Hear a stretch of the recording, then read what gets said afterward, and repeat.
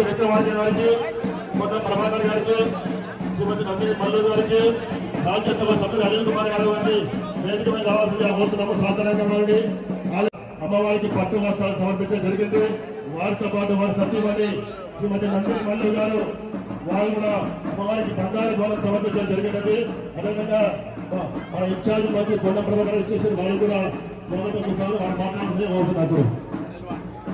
బోనాల కార్యక్రమం తొందరగా భక్తులకు ఇబ్బంది లేకుండా తొందరగా జరపాలని కోరుతున్న బోనాలందరూ కూడా దయచేసి ఇప్పుడు రాజ్యసభ సభ్యులు శ్రీ అనిల్ కుమార్ యాదవ్ గారు మన ఉద్దేశించి మాట్లాడుతూ మన పాత బస్సు బిడ్డ చాలా చిన్న వయసులోనే రాజ్యసభ ఎన్నిక కావడం నిజంగా మనందరూ అదృష్టము. వారిని మాట్లాడాల్సిందిగా కోరుతున్నాను. बोलो शिववाणी महाकाली माता की, बोलो शिववाणी महाकाली माता की.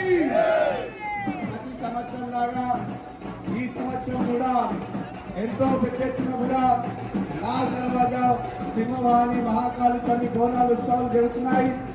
మీ అందరికీ తెలుసు, ఈ సంవత్సరం ప్రభుత్వం చేంజ్ అయిన తర్వాత పెద్దలు ఉప ముఖ్యమంత్రి మల్లు బట్టి విక్రమార్క గారు ప్రభుత్వం తరఫున ఈరోజు దర్శనానికి రావడం జరిగింది.